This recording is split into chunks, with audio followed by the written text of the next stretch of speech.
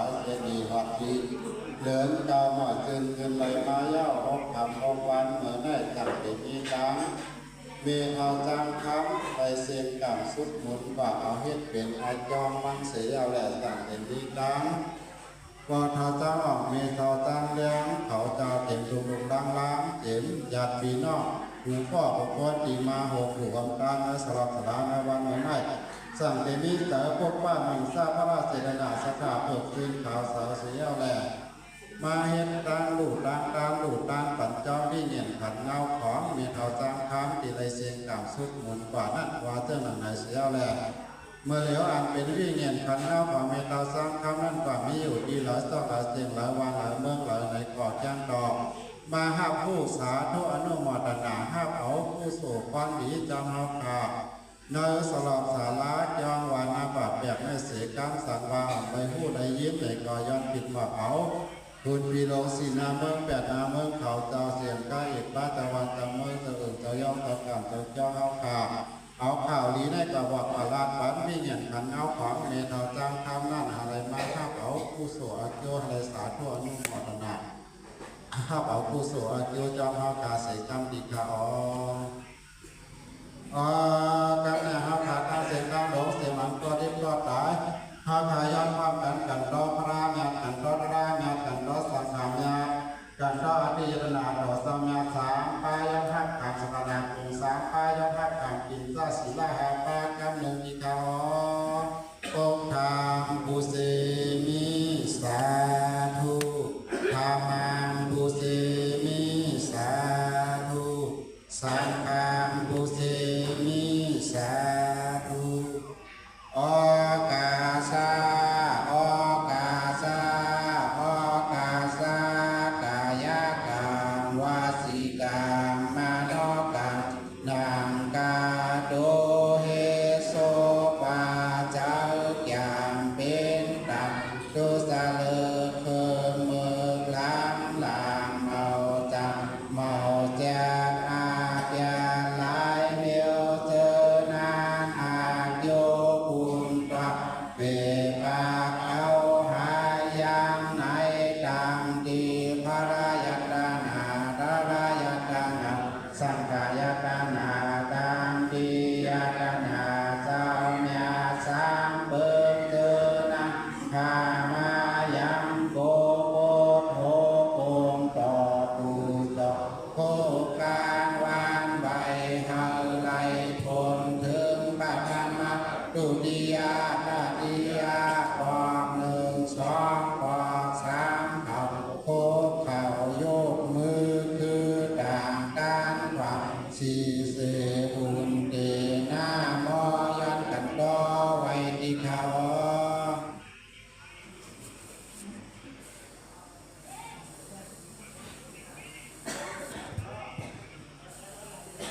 สัพเพสังขาราอนิจจติยัตถาปัญญายาปัสสติอัฏฐานิปิสติตุเขเอสามะโกวิสุทธิยาสัพเพสังขาราทุกขาติยัตถาปัญญายาปัสสติอัฏฐานิปิสติตุเขเอสามะโกวิสุทธิยาสัพเพธัมมาอนัตตาติยัตถาปัญญายาปัสสติอัฏฐานิปิสติตุเขเอสามะโกวิสุทธิยาสมเด็จพระเป็นเจ้าเฮาเอากาถาโหได้สิเลสังสอนป้อนปัญชติมาเรื่องโดยอนิจจอัมมนังกึมนั้นมีมาเสียแล้วมาในวันในสังสามิดังเมธาจำคำไลอนิจจขันธาเพียงกว่าเสียอะไรเลยเชียงกำสุดลงกว่าในเสียอะไรสันดังมีดังปีน้องทั้งหมดดังเสียงหกเลยดังพี่น้องหน้าป่าเปียกเขาต่างอ่อนกันเตลุ่มลาขับดูในเสียอะไรอ่อนกันสุดอภิธรรมยามพองตะเหลียวในก็อ่อนกันผู้โศกันโตดำดียตนาสมญาชามกงสามปามีหนังในแลอันเป็นผู้สู่น้ำมนลีอันพี่น้องเขาตะกะเขาต้องมาต้องเสียงไหลอ่อนกันเหตุการณ์ที่ผู้สู่วันมาไหนอะไรสามปอยเอาพรดีสิ่งเผิดด้านมันเสียเหมากาอันเป็นผู้สู่ดังลีอันไรเหตุไรสามต้องมาต้องเสียงที่ไหนนี่ก็อะไรส่งยืนบันถึงก็เป็นเมธาจำคำอันไรเสียงกำสุดมนกว่านั้นอะไรสามปอยเอาพรดี กุศลตั้งหมดตั้งสิ่งเส้นในเสียวและอะไรค่ายหาดีดีที่ทอดที่มีเสียวอันเป็นตะกะเขาตั้งหมดตั้งสิ่งในก็ในกับวันตาเมื่อนาอะไรมีศีลสมาธิปัญญาผู้หันอันเป็นอนิจจขันธะอนิจจสปอตระทุกขสปอตระอนัตตสปอตระสิบดันมันเสียวและผู้หันยุบนำขันธะเป็นลูกขันเจออันนำเจอสปอตัวเราตัวเมื่อนั่นเสียงเสียงเลี้ยงเลี้ยงเสียวยังไปจอมเสียนตั้งมากันเป็ดป้าสัสสีป้าเสียวและหอดถึงตำดีมังยันผู้ยันนี่ก่อนช้ำสามยันนั่นอย่าห้างอย่าหัดอย่ากัดอย่ากางเส้นก็ลิบก็ตายก็หายก็ยังทั้งหมดทั้งสิ่งสักกำเลยได้เนาะสาธุสาธุสาธุโอกาสะโอกาสะโอกาสะอาหังเดติสลาเนนะสหปิตาศีลังปนายาสามิอนุกาคาตวาศิลังเดธาเมขันเดดุติยามิอาหังเดติสลาเนนะ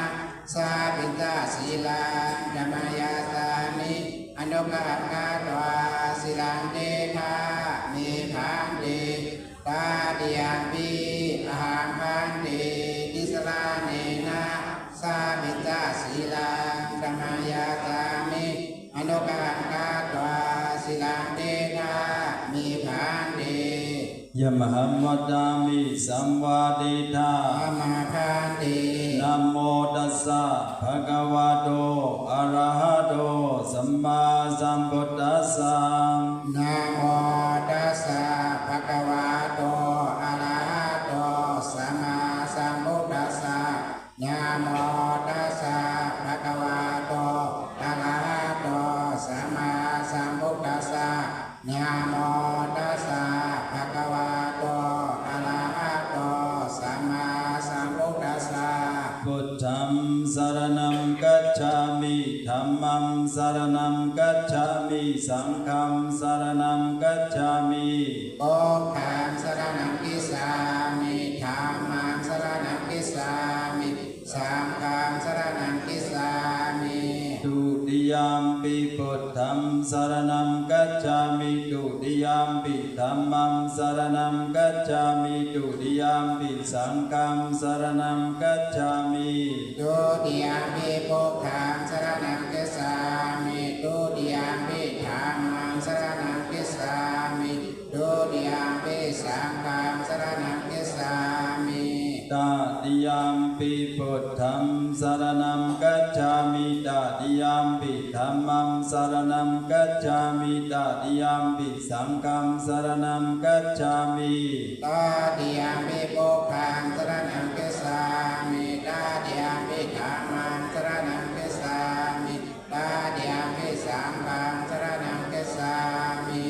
ติสรณะกมนัมปริภุณังมาคันเดปานาติปาตาเวรามณีสิกขาปดังสมาธิยามิปานาติปาตาเวรามณีสิกขาปดังสมาธิยามิอาเดนาดานาเวรามณีสิกขาปดังสมาธิยามิอาเดนาดานาเวรามณีสิกขาปดังสมาธิยามิกาเมสุเมสาสราเวรามณีสิกขาปดังสมาธิยามิกาเมสุเมสาสราเวรามณีสิกขาปดังสมาธิยามิมุสาวาตาเวรามณีสิกขาปดังสมาธิยามิมุสาวาตาเวรามณีสิกขาปดังสมาธิยามิสุราเมรยมัสสะปมาทฐานาเวรามณีสิกขาปดังสมาธิยามิสุราเมรยมิจาปมาทฐานา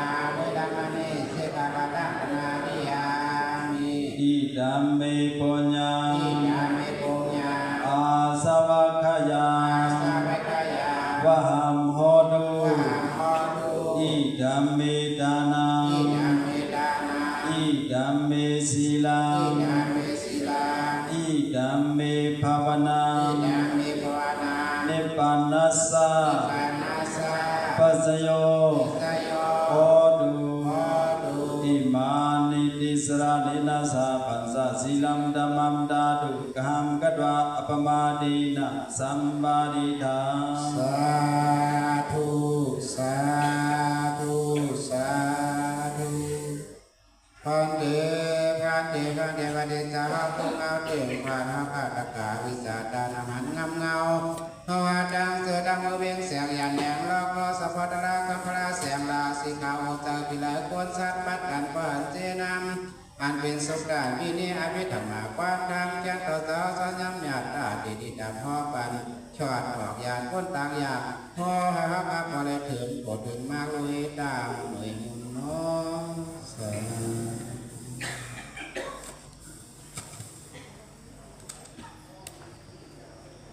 นะโมตัสสะภะคะวะโตอะระหะโตสัมมาสัมพุทธัสสะ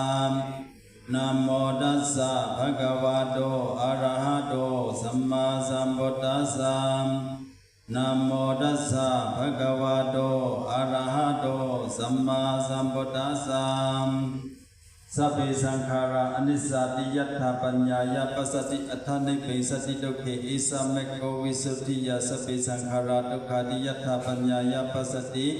อัฏฐานิปิสติทุกขิอิสาเมโกวิสุทธิยาสัพเพธัมมาอนัตตาติยัตถาปัญญายาปัสสติอัฏฐานิปิสติทุกขิอิสาเมโกวิสุทธิยาติปัญญังสุดขาดเปย้อนการว่านับยำใบสาเสชาลงหอกาหน้าป่าเปียกและสังขารเสาดังเซงเปลี่ยนไหลยอขีมาสุดอภิธรรมคำเป็นไหนเสียวอนุโมทนาซ้อมเลยแต่กะเขามีดังพุทธานุสติธรรมานุสติสังขานุสติมรณานุสติเสียวและอ่อนกันคัดเสอมาเข้าห่มเนอปางลุมลาขับดูสุดอภิธรรมอาจจะกล่าวเขาทำมาตั้งสิ่งคำขึ้นในเขาเจ้าดีเอาโอคอตราไซกาลาอันวานันเสด็จเมตตาธรรมตราบัดมันแต่กล่าวเขาเดียนเลยมาผมงานวันไหนไซกาล่าอันว่าแน่มันเป็นชื่อเพลาว่าแน่มันเป็นชื่อลูกชื่อสัทเทลงอนาถปิเพราะว่าสัทเทลงอนาถปินี้ได้ก็เดียวกันยามยินอยู่กูก่อนเนาะเพราะเขาเป็นเจ้าคืออย่างพุทธภาษาว่าในจึงลองตั้งสัทเทอนาถปิงอันว่าแน่มันเดมื่นกูเขาอยู่กูก่อนเพื่อกาสัทเทโลอนาถปิในมันมีลูกใจหลงจือมันห้องว่ากาล่านี่ได้ก็เดียมเย็นกว่าเดมีเดียมเย็นกว่าเดมีเนาะมีลูกใจก้อนหนึ่งว่าอันเป็นสัทเทอนาถปิในจือมันห้องว่าใจกาล่าใจกาล่าในนี่ซ่อมโดยสภาวะของก้นหนุ่มเนาะมันก็อำพอสนใจลองพลาดลาไว้ไกลมวลใจเนอคนหนุ่มพยายามมวลนั่นเนาะพอมีดังพอมีเงินมีทองเนี่ยก็ป่าหาซิกินันเดียนวันมันวางปอกอันจอมรวยเนาะคนหนุ่มเขามักนั่นเนาะวัดกลุ่มเดียวนั่นให้นั่นให้แลอันเป็นสัจเจลงอนาถปิแน่มันก็บวชนั่นเนาะตัวมันเจ้าได้ก็ย่อมว่าสถาตรามันก็มีปารมีมันก็มีแหละเจมเบอร์พระเป็นเจ้าโคตมะไปเป็นพระนะมันก็เป็นผู้คนหลีไว้อยู่เย้าเนาะย่อมว่าอนาถปิฎกษะอันว่านั้นก็กึกซื้อมันว่ามันเป็นคนเกี่ยวจากกะเลี้ยงรู้อันเป็นคนอยากคนผ่านเป็นสัจเจโลงให้เรามันก็ยามจากกะยามเลี้ยงรู้มาอยู่ดาสีเลยต่างจับจืดอันนี้อนาถปิฎกษะก็ไม่เป็นพระเป็นเจ้ากว้างมาเย้าเนี่ยก็มันก็จังดับมีใจสถาตราอยู่ย้ำนับถือนำดีพระเป็นเจ้าเทวาวาเสด็จจังดับเอาเตียงกะคำหลวงบ้านนั่นเสือ เม็ดดอกเม็ดจับกันเป็นลายกุกเดเนาะแต่ได้ชื่อเฮเลนหรือพระเป็นเจ้านั่นเนาะอันเป็นย่องสีดกว่าของโน้นนั่นเหตุนั้นนี่แหละสถานมันก็ยิ่งใหญ่เด็ดๆเลยสินั่นหมากามันก็อะไรเลยเป็นหับขาเมาตะกาทองปั้มภาษีสิเบิงดำดีศาสนาคนข้าพระเป็นเจ้าเสีย1 วันในกว่าจูพระเป็นเจ้ากาเฮ็ดเวลวิสาการลูกกาด้านในวัน3 บอกแต่มันดูดเหตุบอกเพื่อการให้นั้นเสลสเทโลนาทปีในมันก็มีเงาคำเพื่อนสถาตราเสลมันมัดเวลูกใจอ่อนมันสั่งเหมือนหนังมันเนาะยันไกนะถ้าพอลูกอยู่เฮือนเดียวกันอยู่สิจ้าก็ตั้งหันถึงก็เหมือนกันนั่งนับยำก็เหมือนกันสถาตราก็เหมือนกันลูกมันนำเป็นเดียวหนึ่งนี่แหละมันก็ไม่เจอดังลูกมันก็เพราะมันไม่เจอดังลูกมันแล้วเนี่ยมันก็จะใครปวดวันหนึ่งว่าใจกะลาไว้พอลูกใจเขาใครเลยเงิน1 วัน1 เหงก็ได้ซื้อเนาะก็มีเช่นตั้งแต่เด็กปันเงินจ่ายมา1 วัน 1 เหงแต่ไม่ได้ห้าพอมาถอดออกความผมเยี่ยวไม่เหมือนน้ำเนาะพอมาถอดความผมเยี่ยวไปก็ปันบางวัน 1 เหงนั่นน่ะเนาะมาแต่เลยเฮ็ดจ้องผมเยี่ยวไปแต่ไม่ได้พ่อพอมาพ่อก็ได้ปันเมื่อไม่เจอเป็นอีสังขารพอวัน 1 เหงมาในคาได้เลยเฮ็ดสังปันพอละเมื่อมันเลยเฮ็ดสังมาได้เลยกาดถ่อมตะลาจอกโคตมาฮอตะลาการคำนั่น1 คำ 1 ปอกไว้ก็มากว่าถ่อมตะลามายาปอกได้ค่าซูมาวันเหงเนาะค่าซูมาวันเหงที่นั่นก็แล้ววันไหนจังอย่างทั้งหมดแต่การถ่อมตะลาไว้เขาใครถ่อมก็ถ่อมไว้เอาหลักปลายก็การนั่งตกศพเมื่อกี้วันนี้ว่ายาวก็มาก็ใช่เอาเรื่องเพียงนี่นะมันก็กว่าจูพระเป็นเจ้าให้เลยกว่าเขานั้นปริกษาอันถ่อมตะลาให้เลยมันก็กว่ามันก็สนใจทางนั้นเนาะคนหนุ่มนี่นะแต่ได้สนใจตะลาได้ไปไกลๆเนาะ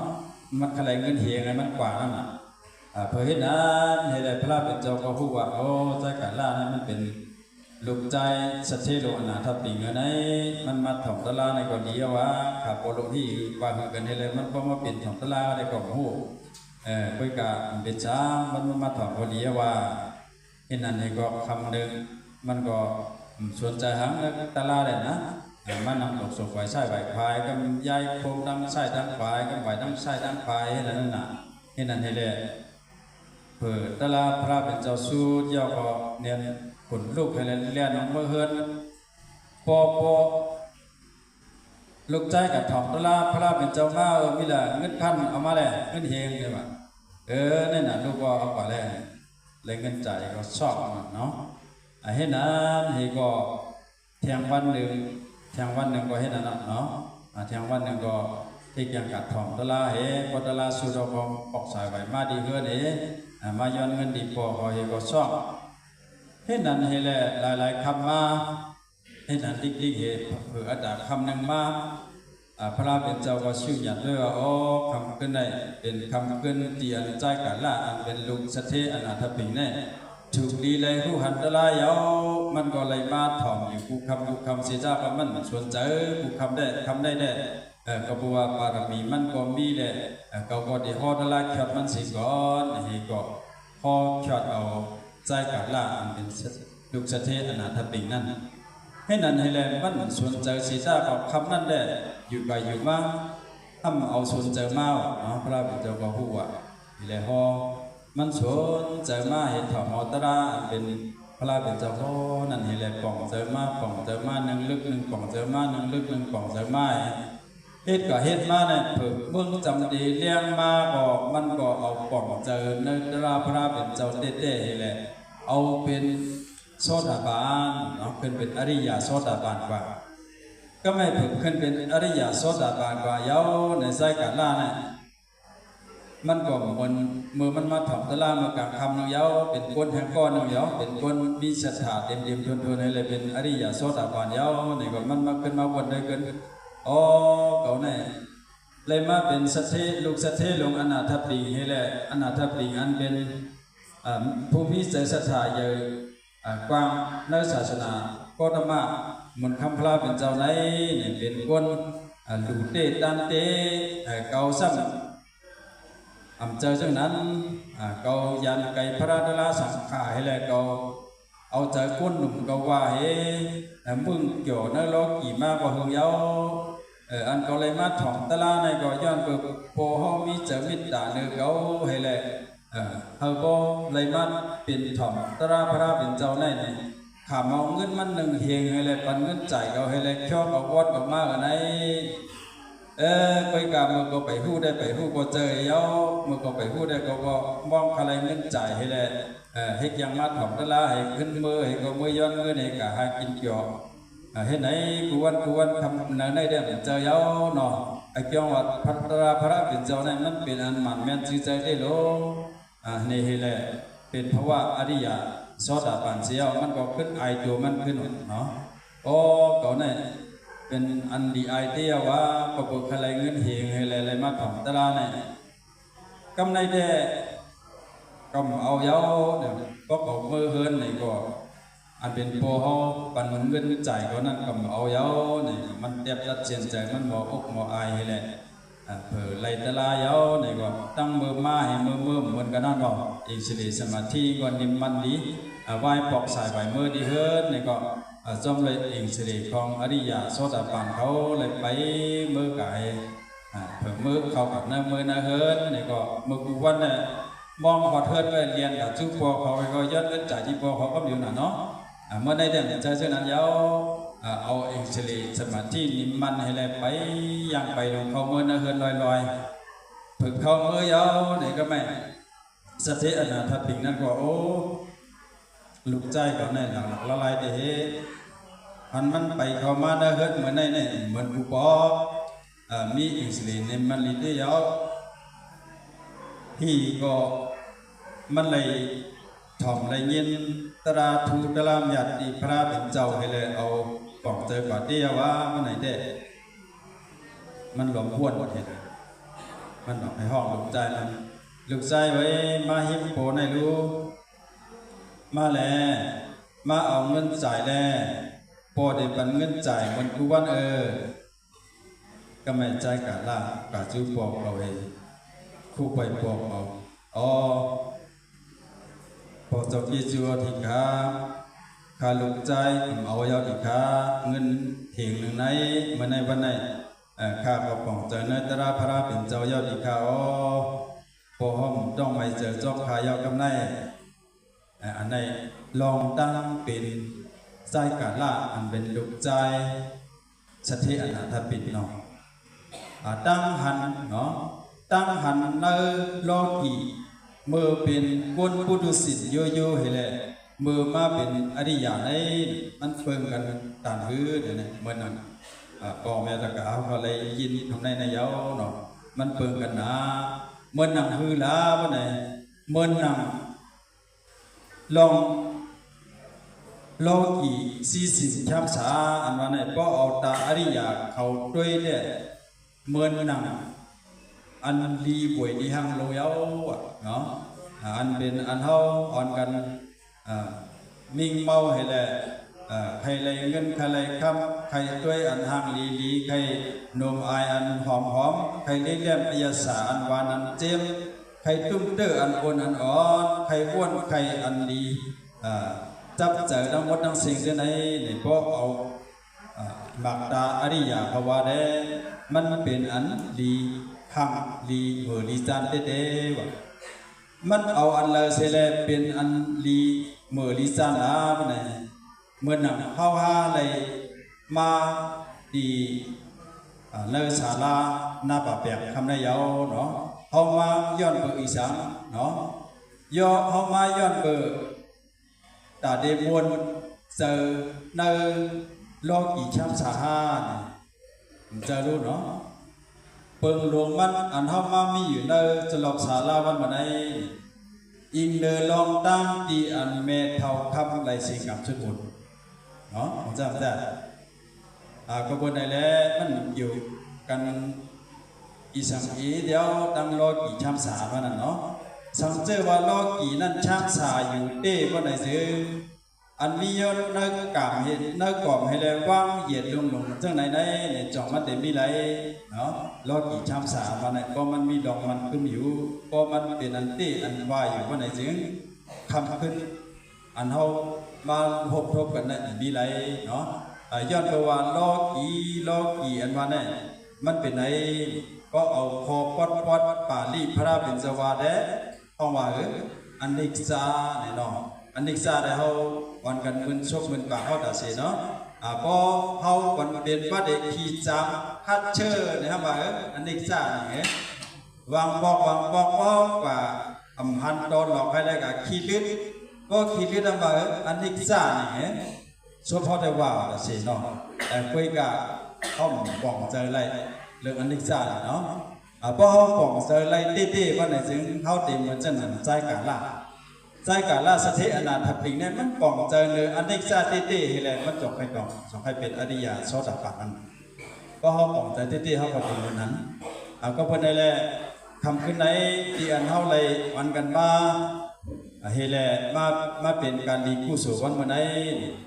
เฮาวันกันสังเกตด้วยเนาะพอเอาความไทยว่าก็สังเกตเนาะพอเอาความใดเฮาอยู่ว่าก็อ่อนกันเอาสติเสียแลซอกด้วยหลอกอันนิกซาเนี่ยมันเหมือนไว้อ่อนกันเรียบเห็นด้วยเนาะพอเฮาเรียบเห็นด้วยเฮแลเฮาไปปองไหลก็ในซึ่งเฮาได้ไหลมาปึ้งอิงเนิดทำตราพระเป็นเจ้าพ่อไว้มันมีอยู่ในเรื่องอนิจจาเนี่ยมันว่าหือเรื่องทุกขาเนี่ยมันว่าหือเรื่องอนัตตาเนี่ยมันว่าหือนี่มีไว้อยู่ในคำขึ้นใดเนี่ยเฮาเจ้าย้อนกับสิบลองอันเฮาเลยถุดออกมาดีปับดีในเมืองไทยเนาะเป็นเฮ็ดออกมาอันนี้เป็นปฏิสัสมุปบาทเนาะวงมวลเนี่ยเนาะอันนี้เนี่ยมันเป็นมือพระเป็นเจ้าเลยขึ้นเป็นพระเยามันเจ้าต้องให้ว่นสั่งฉังเนาะว่นสั่งฉังเลยอันเป็นเลยทำตราในดังหมดดังเสกที่เลยเปลี่ยนมาปฏิจจสมุปบาทมาเนาะอันเปลี่ยนมาในมันเป็นเสียงดังอันตาได้เฮออันใจกาละเนาะใจกาละเอาเพราะว่ามันเดียวกับเป็นอริยานั้นในกบเจเนลเนาะก็เป็นอะไรมันไก่เฮาเนาะเสียงดังตาดีเลยออกมูลพวนหลอดลองกัดยันชื่อสาตาดีฮอดดีดังดีกัดยันอันว่าไหนมันไก่ตัวเฮาเนาะเฮาก็ยำยืนอยู่ตาสีสังเกตว่าเฮามีลองส่วนใจให้ละวันกันเล็บเห็นว่าในสิ่งเฮาก็ได้จังไปเนื้อเสียงดังนั้นอยู่พอเป็นไปในเส้นดังนั้นว่าในสื่อเขาก็เดียมจังเลยทบย่างเหมือนเจ้าหนังคำขึ้นได้เหมือนเจ้าหนังแม่เท่าทำเนาะสมัยในสัตว์ได้พายก็ได้เล่นทบอยู่สังเสว่าเขาเลียบเพียรถึงตีเหมือนใจกาลาว่าในสื่อสัตว์นาอันว่าปุ่นด่าเขาไหนเขาเดียมเลยทุกทำตั้งอยากถือเย้าเขาเดียเลยออกมนพลหลอดกวานลองว่าออกม้วนป้วนรอดอันวันไหนก็ห้องจำตลาดหนาได้เป็นอันดีแค่กูไว้เนาะถ้าเราม้วนหลุดหย่อม้วนเป็นได้ครับวันละคือออกม้วนป้วนรอดที่กว่าเนี่ยเนาะที่มันลองออกม้วนป้วนรอดอันวันไหนเป็นเยื่อหมายสูงสุดของเจ้าคือพุทธคืออย่างพุทธภาษาเขาเยาพอเขาไปออกม้วนป้วนรอดในเขาก็จะเลยตายอยู่คือเยอะๆเนาะเกิดเท่าเป็นตายมานะครับเดี๋ยวเลยทบอยู่คือเยอะๆชุดถึงเสียงไรกองหลุดเผาอันเฮาเป็นผีเป็นก้นเป็นสัตว์เป็นปิกตาให้แลตายกว่านั้นก็มักกองก็ไหนซึ่งกองตีเดียวกันก็ไหนซึ่งมันตีเหมือนลอยลงเนาะตีเหมือนลอยลงก็เพื่อห้องผู้หวังพันใช่แหละเฮามีอวิสาดันให้แลเฮาอยู่เศร้ามากองหลุดเผาก็เหมือนลอยเอาจูกาเฮาไหลมาหกทุกศาสนาพุทธมนต์ขับลาเป็นเจ้าไหนเพราะเฮาเป็นคนไล่เป็นคนรักเหลี่ยมแซมกาบ่ไหนเด้เฮาได้โมหาเสียนดังมวนพวนอะไรอยู่ทุกก้อนก็บ่ได้แหละทำขึ้นไหนเฮ เฮาเอาบ่เอาสังเวยก้าหยังสืบเผยด้านวันอำเจอว่าเมทองคำไว้เฮาหาเสนนี่ก็เตถึงอยู่วันอันเมทองคำเลยถึงนั้นกูก็ห้ามในเฮาอ่อนกันบ้วนเนาะอ่อนกันบ้วนถึงเสียแหละนั่นคือสัมพัทธ์เปลี่ยนเลยซึ่งนั้นนี่เฮาได้เลยอยากเข้าหาตลาดนี้เอา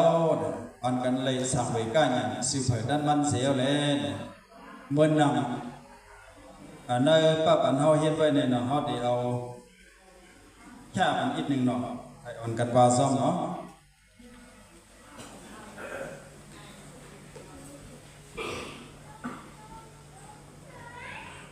อันหัวข้อ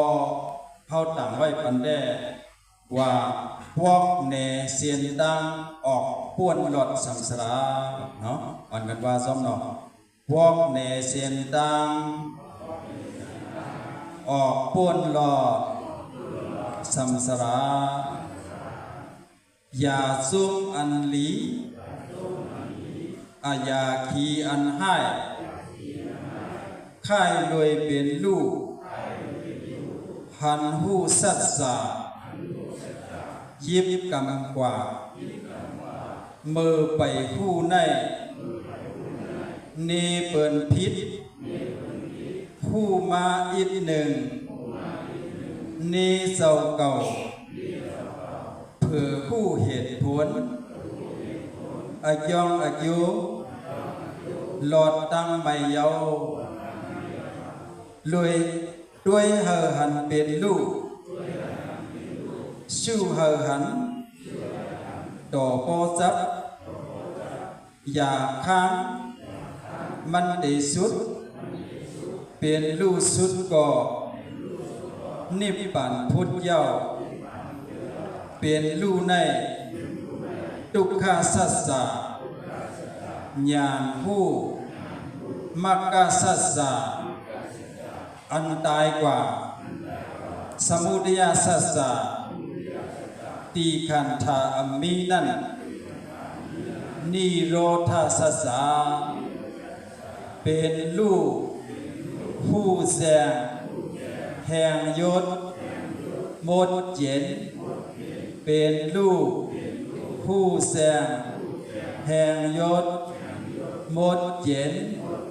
เป็นลูกผู้แสงแห่งยศหมดเจนสาธุสาธุสาธุคำเป็นเดียนบอกเนี่ยตะเขาเลยอ่อนกันมา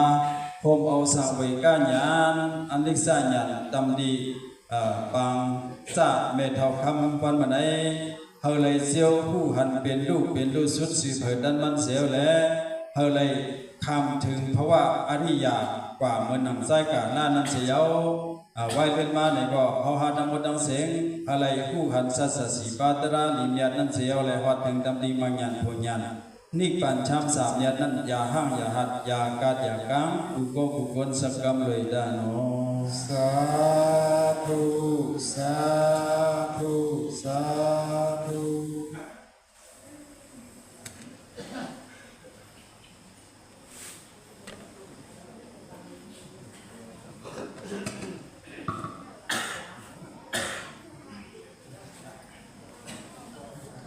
โ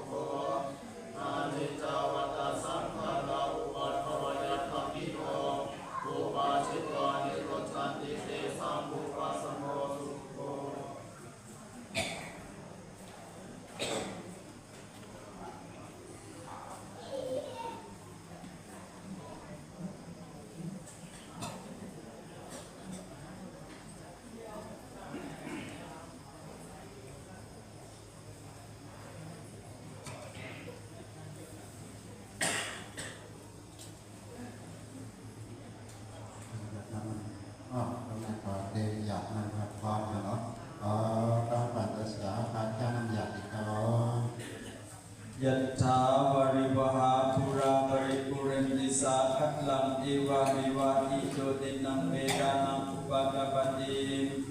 อิจิตังปฏิตังตัมหังคิปาเมวะสมิจจตุสัพเพปุเรนตุสังคปาจันโทปนารสโสยถามณิโชติรสโสยถาสัพเพติโยวิวัชชันตุสัพพะโรโควินาศตุมาเตภวัตวันตรายโยสุขิติกายุโกภวะอภิวาทนาสิเลจเนจังพุทธาปัจจายโนจัตตารโอธรรมวัฏฏันติอายุวันโนสุขังภาลังอัฏฐาสิเมอากาสิเมยาติเมตาสัพพะจะเมเปตานังทักขินังทัจจาโกเปกตมนุสสานังนาหิโรนังวาโสโกวะยาวันยาบาลิเทวนานาตังเปตานามัฏฐายะเอวังเดทันติยาตโยอายัญจะโคทากินาเทนาสังฆามิสุปฏิทิตังติการัตตังหิตายาสัทธานาโสอุปกัปปติโสยาอิธัมโมจะอายัญมิทัสสิโตเปตานะพุทธาจักตาอุราลังพลัญจะเพกุณามโนปะเทนังจงเหตุปุญญังปัสสุตังอนัปปกันติภวตุสัพพมังคลังรักขันตุสัพพะเทวตาสัพพะพุทธานุภาเวนัสสทธาสุติภวันตุเตภวตุสัพพมังคลังรักขันตุสัพพะเทวตาสัพพะธรรมานุภาเวนัสสทธาสุติภวันตุเตภวตุสัพพมังคลังรักขันตุสัพพะเทวตาสัพพะสังฆานุภาเวนัสสทธาสุติภวันตุเต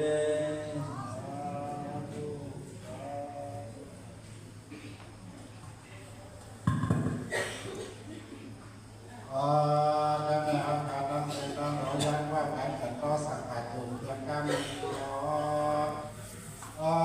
กาสาโอกาสาโอกาสานันอายุเฮาคาไลนะโกมนายุมือคือดาบกันความสีเสมุนเดหน้าโมยันกันต่อไว้ในจาลังปันลังเสกอหาไลลาสังกังเสอเมสิเบิงกาสังเบิงอาลาคาเจแดดเบิงยาสุราเบิงวิปัสสิกราสีเบิงยาตนากราหาเบิงเจอนาเสแดกันนาตาสุตาเสวันเงินเมื่อนานานฮารุไลสังกาลามักกาลาโหดาลาติปากาลาญาณนันเสกังติกา สัพพะโรกาวินิโมตโตสัพพะสันตาปวัชชิโตสัพพะเวรมติกันโตนิพุตโตจตุวังภวสัพพิติโยวิวัชชันตุสัพพะโรโควินาศตุมาเตภวัตวันตรายโยสุขิติกายุโกภวะอภิวาทนาสิเลจเนจังพุทธาปัจจายโนจัตตารโอธรรมวัฏฏันติอายุวัน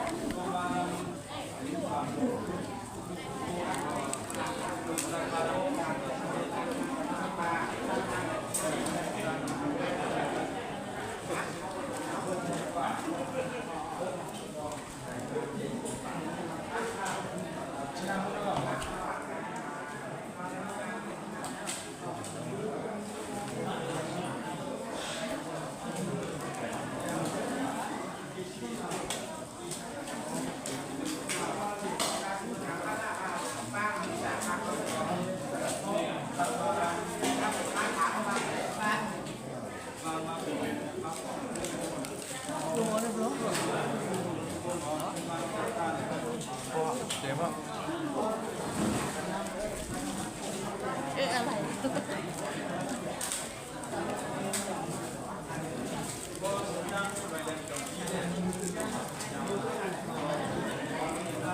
จำเป็นอย่างนี้เหรอ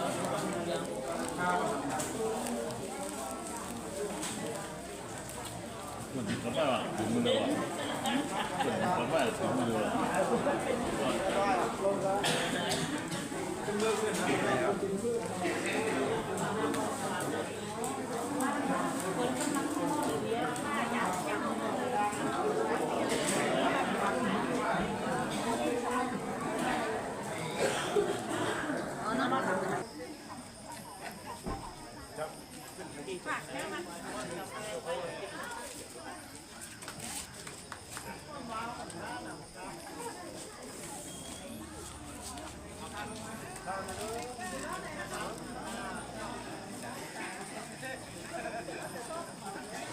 ？hôm nay em không được rồi đó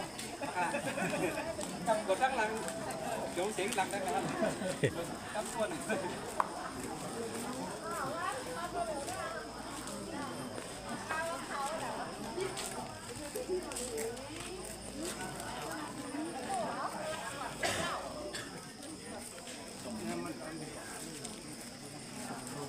อ้าวกำลังจะมาขอ หมด สักไม้หนึ่ง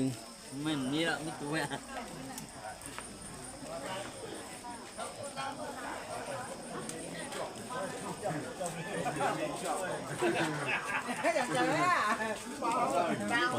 เขาจะได้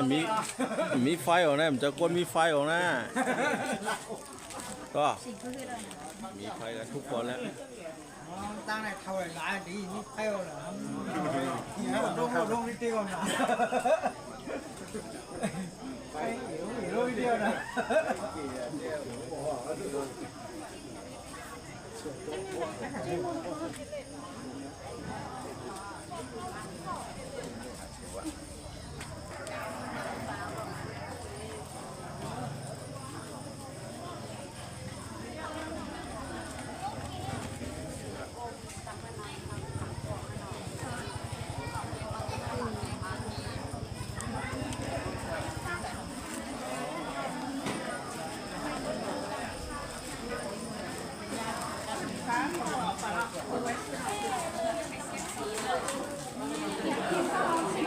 เอาสิขอหน่อยค่ะนี่เสร็จ